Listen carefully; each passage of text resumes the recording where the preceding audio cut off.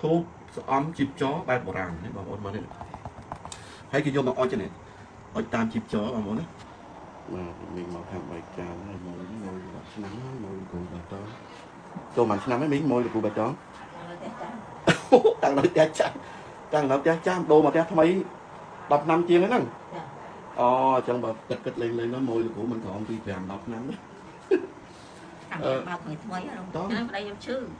យើងមកធ្វើម៉ាស្សាអូទិញថ្នាំឲ្យលេបអីហ្នឹងម៉ាស្សាអីហ្នឹងអូអញ្ចឹងកាលនោះនៅផ្ទះចាស់ទេណាមីងណាចាផ្ទះជាប់សាផ្ទះជាប់សាឯករាជ្យមួយចាអូអញ្ចឹងឆ្ងល់គ្រូតាំងដល់មករហូតដល់ដូរមកផ្ទះថ្មីមកតាមរហូតចាហើយមីងកូនទាំងអស់មាន1នាក់ដែរមីង2នាក់ប្រុសមួយហ៎ប្រុសមួយស្រីមួយប្រុសហ្នឹងដឹកឲ្យធ្វើសរសៃហ្នឹងអូតពីជាប់សរសៃឲ្យវាមកជាប់សរសៃបានមកដឹកដើរលេងចង់រួចហ្នឹងបាទឥឡូវឡើងជាប់ហើយឥឡូវអត់អីឥឡូវអត់អីទេដូចថ្ងៃហ្នឹងគេគ្រូឲ្យមករួចបាន3ដងហើយ3ដងហើយមកទៅបាទមករួចបាន3ដងហើយតាំងនោះមកជាថលហ្មងដល់រើឡើងវិញណាអត់អីអូបាទយើងដេញមកតែ2ដងបាទគ្រូសាស្ត្ររបស់មីងមកតែ2ដងដែរហើយគាត់ឈឺទេគេនោះគាត់ឆ្លោះចង្កេះហ៎ឆ្លោះចង្កេះលើកទឹកអូតែឥឡូវខ្ញុំទិញអាធុងទូចហ្នឹងទៅគាត់លេងទៅបាទបងប្អូននេះគឺខ្ញុំចង់ទាញអារម្មណ៍បងប្អូនមកមើលពី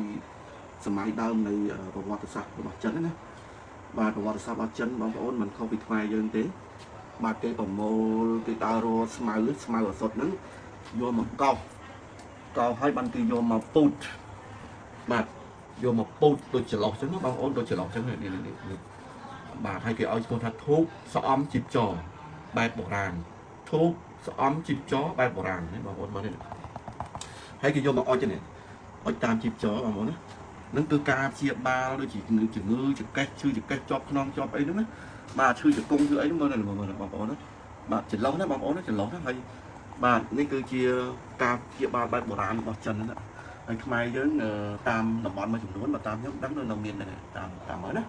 បាទគេអត់ចឹងណាបាទបងប្អូននេះស្មៅអសុតទៅបងប្អូនស្មៅអសុតទៅគេកោសបាទហើយស្មៅហ្នឹងគឺមិនមែនជាកោសគ្រប់តែ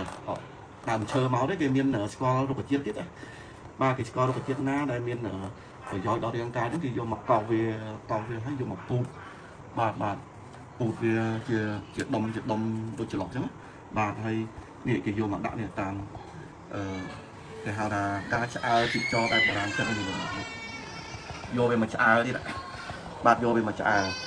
ហើយវាមានវិធីច្រើនទៀតមកក្រៅពីយកមកឆ្អើរគេយកវាមកពូតបាទយកមកពូតវានេះឃើញបងប្អូនឃើញបាទហើយគេអុជនេះគេអុជបងប្អូននេះគឺផ្សែងរបស់វាបាទហើយគេយកអាផ្សែងនេះយកទៅព្យាបាលបងប្អូន